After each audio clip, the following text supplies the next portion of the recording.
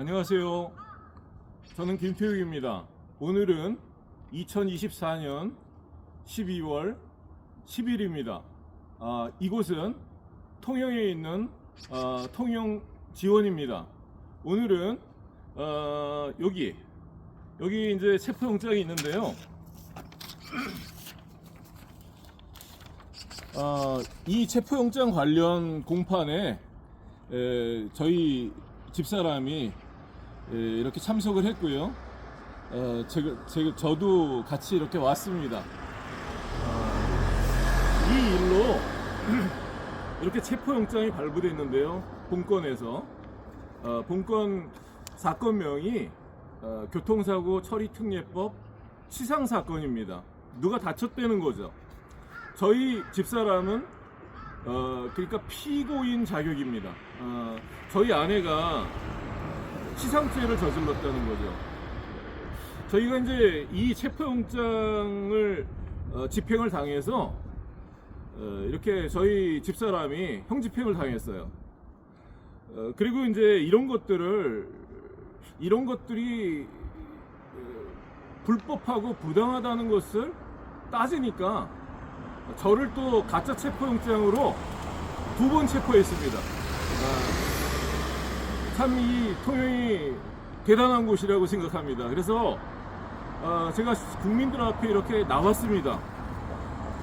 이렇게 이 체포영장에 보시면 아시겠지만 체포영장이 6년 동안 유효합니다. 6년. 6년 아마 살인사건도 이렇게 안 할 겁니다. 근데 이 치상을 제가 저희 집사람이 받아들일 수 없는 이유가 치상죄가 없기 때문에요. 여기에 보면 범죄 사실에 보면 뭐 이렇게 해갖고 4사람을 치상을 저질렀다. 그리고 뭐 2대의 차에 손괴 뭐 300 몇십만 원, 100 몇십만 원 이런 손괴를 저질렀다. 이렇게 죄가 그 범죄 사실이 기록이 되어 있습니다. 여기 보면 다 거짓말 투성이에요. 그리고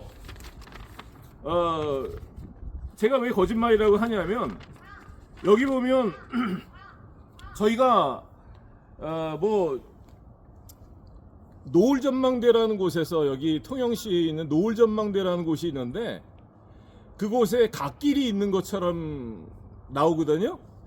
거기에는 실제로 갓길이 없습니다. 그리고 저희 차가 정차되어 있는 걸로 나오거든요. 정차한 사실이 없습니다. 오늘 공판 중에 뭐 저희 차 앞으로 어떤 차가 와서 정차했다고 하는데 증거 기록에 한번 보시기 바랍니다. 증거 재판주의 아닙니까 우리나라. 형사소송법의 대원칙이 증거 재판주의 아니에요. 증거를 통해서 사실관계를 규명하는 거 아닙니까? 통영지청에서 첨부한 영상에 보면 갓길이 없어요. 그리고 거기서 저희가 앞지르기 피해를 당했습니다. 통영경찰서에서 23년 6월 23일, 27일 날 조사받을 때 거기 계장이랑 과장이 앞지르기 구부러진 길에서 앞지르기를 아반떼 차가 있다고 말하고 있습니다. 그리고 그 차는 그 사고 직후에 이렇게 저희가 몰라서 돈을 지불했지만 아무튼 욕도 하고 산길에서 그런 일이 있었어요. 통영경찰서로 끌고 가려고 했습니다. 통영경찰서는 사람이 가면 안 되는 곳이라고 제가 생각합니다. 그 전에 통영경찰서를 경험했어요. 조서도 조작합니다. 그리고 죄도 뒤집어 씌웁니다. 그리고 폭행도 합니다. 그래서 통영경찰서에 가기 싫었습니다. 제가 피해자로 이렇게 고소를 해서 조서를 받은 적이 있는데 거기서 경찰관 2사람이 와서 그 제가 금방 작성된 조서를 열람하고 거기다가 이제 사인을 하기 위해서 열람을 하는 중에 그 열람을 하지 못하게 하려고 그냥 손목을 비틀어서 조서를 뺏어가서 나중에 그 영상 녹화 원본도 통영경찰서에서 다 삭제해버렸습니다. 증거 인멸했습니다. 상해 장면이 있는데 그 원본 다 삭제해버렸습니다. 그리고 그 사건도 그냥 무혐의 뭐 이렇게 해서 다 덮어버렸습니다. 그래서 그 일을 겪고 주변 사람들 이야기를 들을 때 통영경찰서가 참 가피를 뒤집는, 폭행도 하고 여기 경찰서라고 많은 사람들이 불만이 있고 민원이 있고 그런 원성을 많이 듣고 통영경찰서에는 가면 안 된다, 그런 생각이 있었어요. 그래서 이 사람들이 무리한 요구를 했지만 잘 모르니까 또 저희들은 해외에 이렇게 취업을 할 계획이 있었기 때문에 비자 신청에 문제가 될 것 같아서 아무튼 그들의 요구를 들어줄 수밖에 없는 상황이었어요. 이렇게 지급을 했습니다. 여기에 보면 민영사 따지지 않기로 해서 지급을 했어요. 거기 아반떼 차량 차주와 운전자였는데 어떤 여자가, 그 여자 이름도 몰랐고 그 두 사람이 저희 집사람과 저와 있는 가운데서 이렇게 돈을 받아갔습니다. 이렇게 빨리빨리 작성을 해서 여기 이제 앞으로 민영사 따지지 않겠다 이렇게 써서 이렇게 한 장 두고 돈을 갖다 일부는 송금해주고 일부는 현금을 그 여자에게 또 다른 여자에게 돈을 교부해 주었습니다. 그래서 이거 다 끝난 줄 알았어요. 그런데 이 사람들이 또 앞에 있었던 다른 차량 교통사고 치상 사건으로 저희 집사람을 고소했습니다. 그런데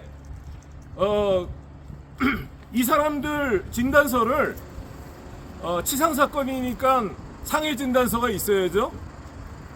그 진단서에 보면 상해 진단서 또 교통사고라는 코드명이 있어요. 그게 있어야지 전문의의가 교통사고 상해로 인정해서 발부한 진단서인 것입니다. 상해 진단서인 것입니다.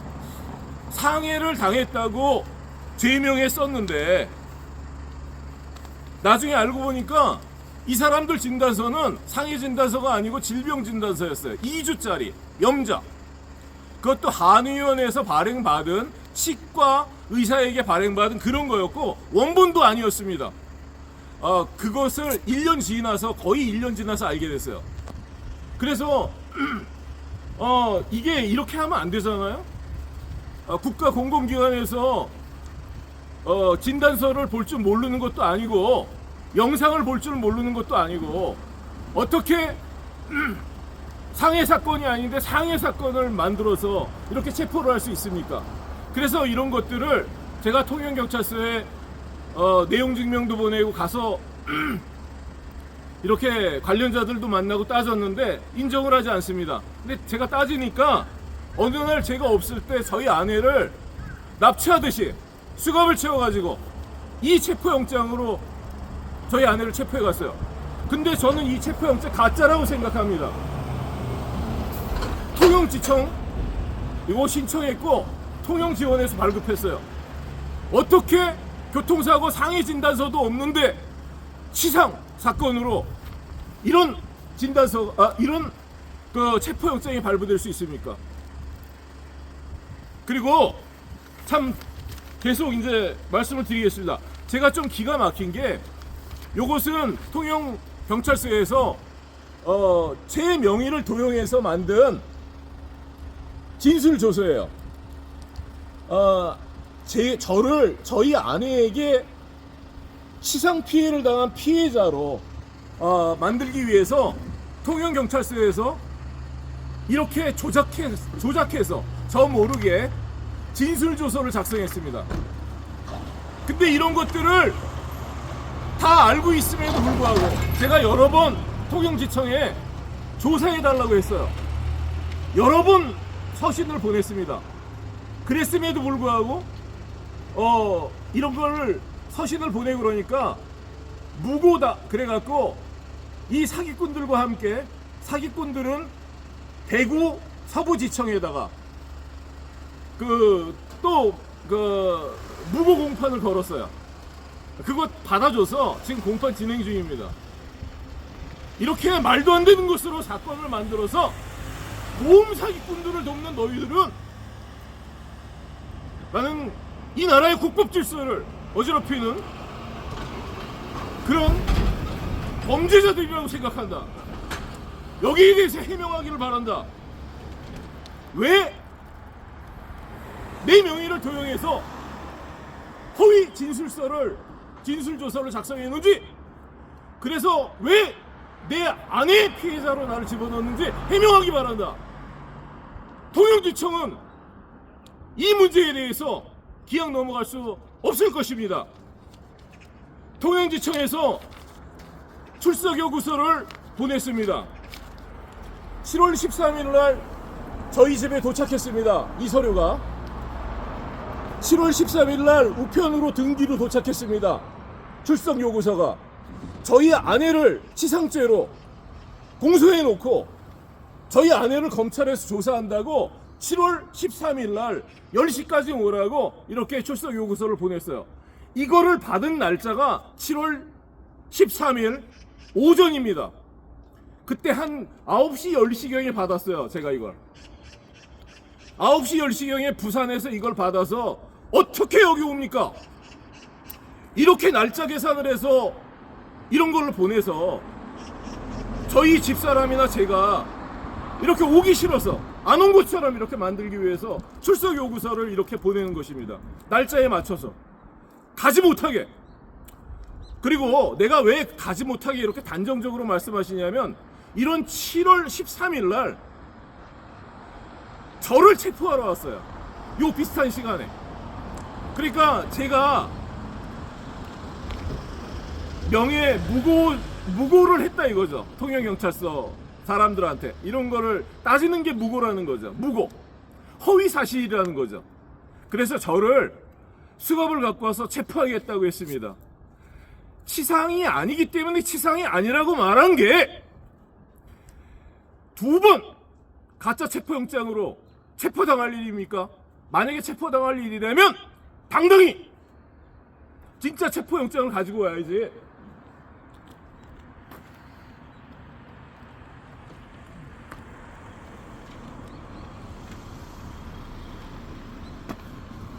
이거는 저희 집사람 치상 사건에 관련해서 저를 이렇게 체포하러 왔어요.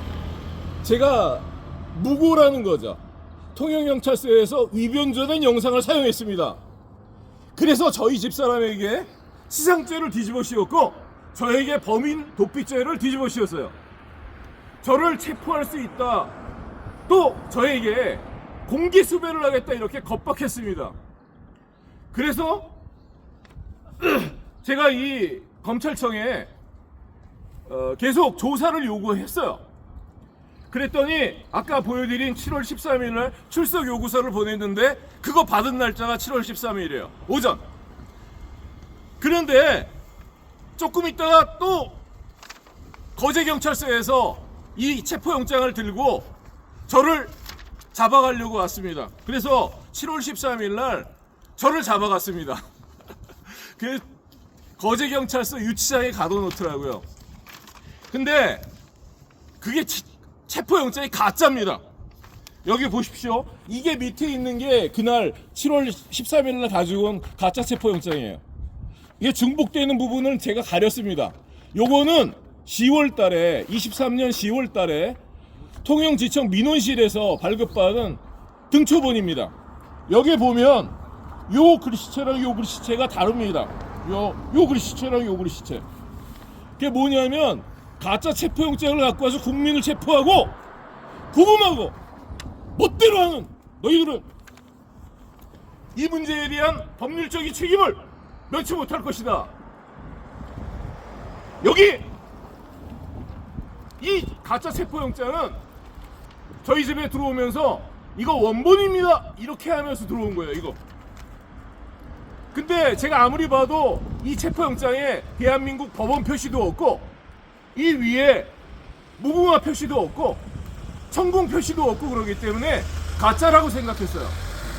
내가 검사한테 전화 좀 하겠다 그러니까 전화를 못 하겠습니다. 그래서 일단 체포를 당했어요. 체포를 당했는데 거제경찰서에 가니까 제가 사건 번호를 가르쳐 달라 그랬더니 사건 번호를 가르쳐 주지 않습니다. 그래서 나중에 어렵게 사건 번호를 알아냈어요. 1시간 반 따지다가 사건 번호를 왜 안 가르쳐 주는 것입니까? 그때까지는 이런 체포영장으로 겁박을 하려고 했던 것 같아요.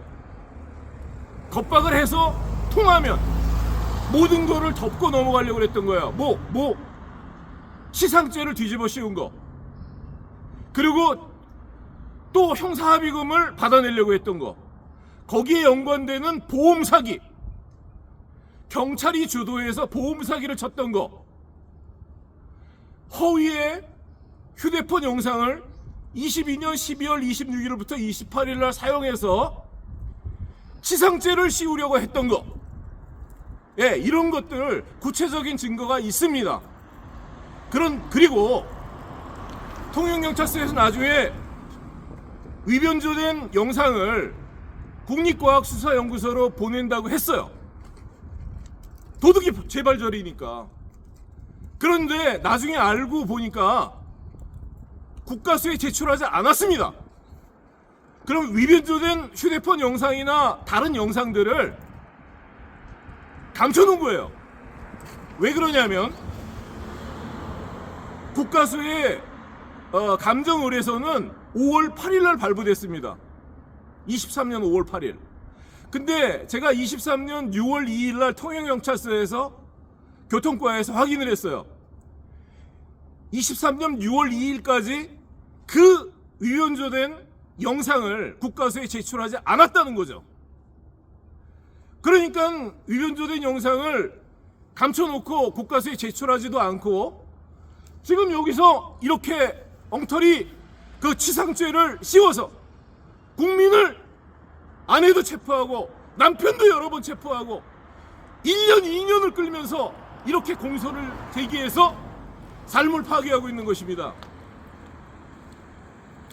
요번에 윤석열 대통령이 계엄령을 비상계엄령을 선포했는데 그것이 헌법 77조와 계엄령법 2조에 나오는 그 상황적인 그런 배경이랑 맞지가 않게 그 계엄령을 선포했기 때문에 지금 정말 그물에 걸려든 것입니다. 제대로 걸려들었어요.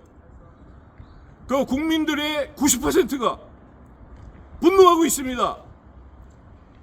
법은 제 멋대로 적용하는 것이 아니에요. 자, 헌법에 나오는 것, 계엄령법 2조에 나오는 것은 교전 상황, 어떤 비상 상황이에요. 그래서 전쟁이 났다든지 어떤 적군이 들어와서 뭐 총을 쏘면서 뭐 교전을 한다든지 아니면 국가의 기능이 상당히 마비돼서 법원이나 이런 사법기관들의 이런 국가기관이 제대로 작동을 하지 못한다, 권능 행사를 하지 못한다든지 이럴 때 아주 극약 처방으로 할 수 있는 것입니다. 그런데 그것을 그냥 자의적으로 판단해서 그냥 한 거예요. 근데 그것을 외국에서 볼 때도 그러고 국민들이 볼 때도 그러고 그게 전혀 법과 법에 나오는 그 상황과 맞지 않기 때문에 이렇게 볼 때 대통령이 개인적으로 정치적인 필요에 의해서 개인적인 필요에 의해서 국가계엄령을 그렇게 선포했다고 국민들이 그렇게 의심의 눈초리를 바라보고 있고 여러 외국에서도 또 같은 눈으로 바라보고 있기 때문에 지금 이 문제 그냥 넘어갈 수 없는 것입니다. 이 지경까지 우리나라가 이렇게 왔기 때문에 그 어제도 환율이 1440원을 넘나들면서 그것도 어마어마한 돈을 그 달러를 풀어서 원화를 방어하기 때문에 그 정도인 것입니다. 지금 오늘 얼마까지 가는지 모르겠어요. 참으로 걱정스럽습니다. 그 비용이 계엄령을 선포했던 그런 사람들이, 그런 대통령의 재산으로 감당해야 되는 것이 아니라 그게 수백조가 되는 그런 돈, 그 GDP에 피해를 주는 그런 피해들, 국민들이 할부로 계속 이렇게 지불해야 되는 것입니다. 지금 이 환율 방어를 국민연금으로 하고 있죠. 이 환율 방어할 기금도 지금 다 떨어지지 않았습니까? 앞으로가 문제라고 생각합니다.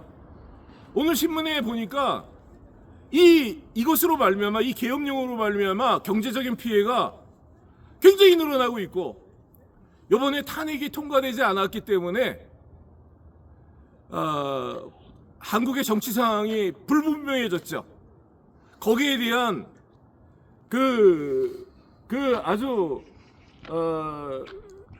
거기에 대한 그 두려움, 이런 것들이 시장에 작동해서 한국 주식을 팔고 나가는 거예요. 그래서 떨어지는 거죠. 떨어지면, 주가가 떨어지면 또 국민연금 같은 그런 재원을 사용해서 이렇게 떠받치고 있는 실정입니다. 이게 언제까지 이렇게 할 수 있는지, 이 정도 해갖고 어느 정도 해서 그냥 넘어갈 수 있는지, 아니면 정말 경제적인 파국을 면치 못하는 것인지 아무도 앞으로의 일들을 알 수가 없습니다. 이렇게 법을 임의적으로 적용해서 아무렇게나 이렇게 일을 하게 되면 이렇게 빠져나갈 수 없는 그물에 걸리게 되는 것입니다. 저는 이 통영경찰서나 통영지청에서 발부한 이런, 신청했으니까 발부를 해줬겠죠, 법원에서. 그러니까 이 통영경찰서, 거제경찰서, 뭐 이런 또 통영지청, 통영지원, 이런 데에서 다 이 연결이 되어 있다고 생각합니다. 왜 그러냐면, 교통사고 처리특례법 치상사건이라면 그 발부하는 사람이 그 진단서 정도는 봐야 되잖아요. 사고 장면은 봐야 되지 않습니까? 그 사고 장면에 저희 집사람이 사고를 유발했다면 가야죠. 네 사람을 치상에 이르게 했으니까. 그럼 감옥 보내야죠. 찬성입니다. 그런데 그 영상이 위변조된 영상이고, 그 영상을 봤다면 그 영상을 제공한 사람들, 이런 체포영장을 3번씩이나 이렇게 발부한 그런 사람들이 책임져야 돼요. 왜냐하면 그 사람들이 위변조한 영상을 사용해서 저희 집사람이 앞에 가만히 있는 차를 들이박은 걸로 이렇게 해놨으니까, 그 영상을 국가수로 보내지 않고 바꿔치기 해서 지금 그 영상 어디다 숨겨뒀는지 모르겠습니다. 그러지 않고서는 어떻게 이 체포영장이 나올 수 있겠어요? 이 체포영장에 나오는 바는 이런 글씨, 노란 요 부분의 요 글씨와 요 글씨체가 다른데요. 이 체포영장은 가짜로 만들어서 갖고 왔고, 제가 그렇게 단적적으로 말씀드리는 건 뭐냐면, 10월 달에 제가 이쪽에 와갖고 체포영장 원본을 보자 그래갖고 사진을 찍었어요. 사진을 찍으려고 그러니까 막 못 찍게, 사진을 찍고 나서 못 찍게 하더라고요. 이미 다 찍었는데. 그게 갖고 왔죠. 나중에 이렇게 대조해 보니까 사진, 또 여기에 발급된 등초본, 여기에 7월 13일을 저에게 발부해준 체포영장, 이게 다 틀려요. 그러면 아무튼 이게 원본을 등산 초본이니까 요걸로 설명을 드릴게요. 요 글씨체와 요 글씨체가 틀립니다. 이 글씨체가 틀리다는 건 뭐냐면, 이거를 따지니까 가짜라고, 또 원본이라 그러고 또 만든 건데, 사람이 와갖고 사인을 했겠죠. 사람이 와갖고 이렇게 썼겠죠. 그러니까 이 글씨랑 이 글씨체가 틀린 것입니다. 이 둘 다 가짜입니다. 이거 이렇게 가짜 체포영장으로 국민을 체포하는 이런 불법한 일이 대한민국에서 없어져야 되겠습니다. 내가 이거 잘 보니까요, 이런 식으로 문제를 해결하는 것 같아요. 자, 시민 여러분, 교통사고가 발생합니다. 우리가 차 타고 당기다 보면. 그런데 제가 나중에 이 영상을 보니까 저희가 앞지르기를 당했어요. 그리고 충격 장면도 나오지 않습니다.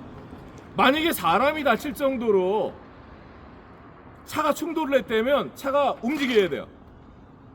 차 진동도 없습니다. 그런데 앞에 영상 보니까 아이고 허리 아파 그런 말이 나와요. 그러니까 난 그 사람들이 사기꾼이라고 생각합니다. 왜냐하면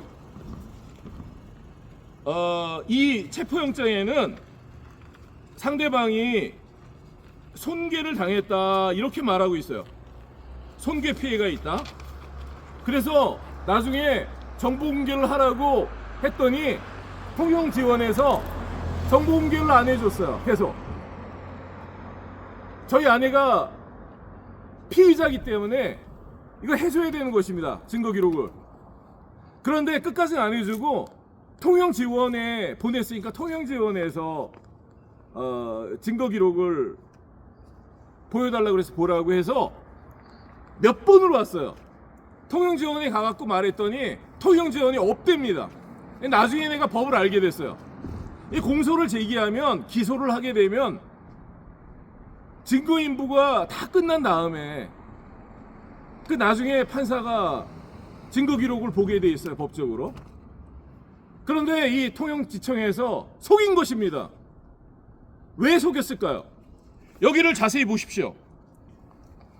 우리 교통사고 일자는 22년 10월 15일입니다. 근데 여기 나오는 교통사고 일자는요 22년 1월 28일이에요.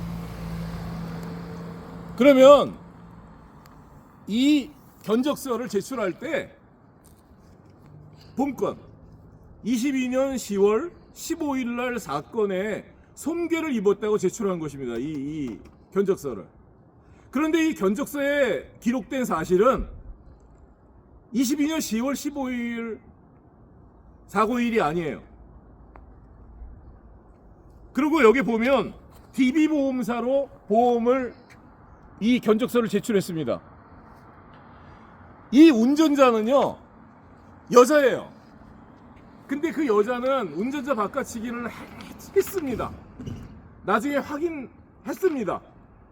그런데 여기 공소할 때 운전자 바꿔치기 보험사기 하나도 쓰지 않았어요. 앞지르기 다 뺐습니다. 이 사람들이 앞지르기를 해서 고의로 사고를 유발했습니다. 그럼에도 불구하고 저희 아내에게 치상죄를 씌우고 이 사람들은 피해자로 만들었습니다. 이 견적서는 이 사람들의 피해를 주장하는 견적서가 아니에요. 이 견적서는 보험 사기를 입증하는 그 보험 사기를 자인하는 그런 입증 자료인 것입니다. DB보험사에 그 여자 운전자가 피보험자가 아니에요. 그 여자 운전자는 이 차주와 결혼 관계가 아닙니다. 그래서 차주의 그 차를 운전했기 때문에 보험 적용이 되지 않습니다. 그것도 검찰청에서 속였습니다. 제가 여러 번 내용 증명을 보내서 이 사실관계를 말했어요. 그런데 끝까지 죄를 뒤집어 씌워서 기소를 했습니다. 그리고 지금 1년이 됐습니다. 오늘 첫 번째 출석했습니다. 이런 말도 안 되는 사건으로 1년 이상을 끌 수 있는 것입니까? 경찰 단계에서 1년이 걸렸습니다. 그리고 저희 아내에게 치상죄가 없음에도 불구하고 치상죄를 뒤집어 씌워서 저희 아내를 체포하고 구금했습니다. 그 과정에서 저희 아내가 큰 출혈이 생겨서 헤모글로빈 수치가 정상인의 절반이 돼서 응급실에 실려가는 일이 있었어요.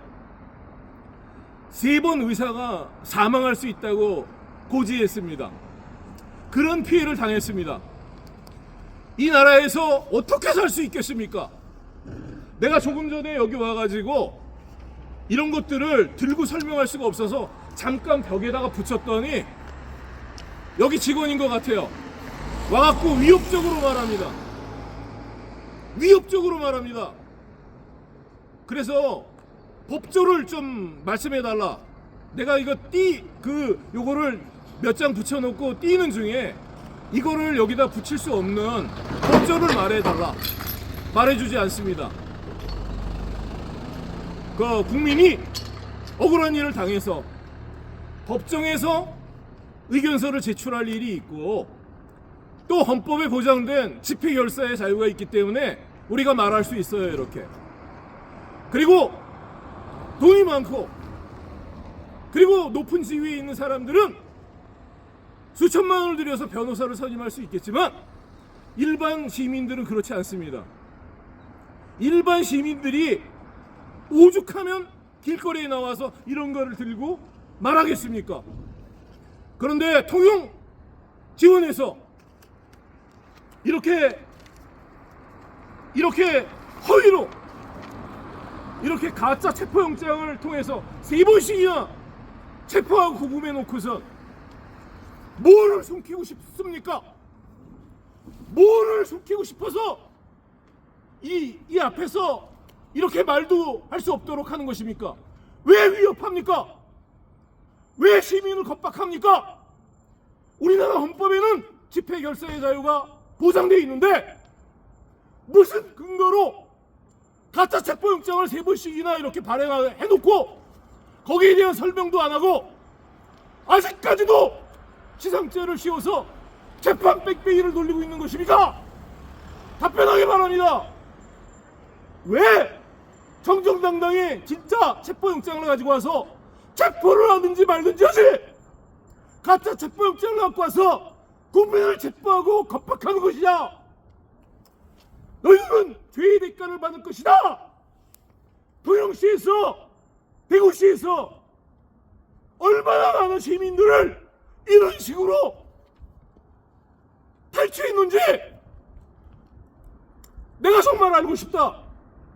얼마나 많은 시민들을 이렇게 겁박해서 죄를 덮고 보험 사기를 치게 했는지 내가 알고 싶다. 시민 여러분,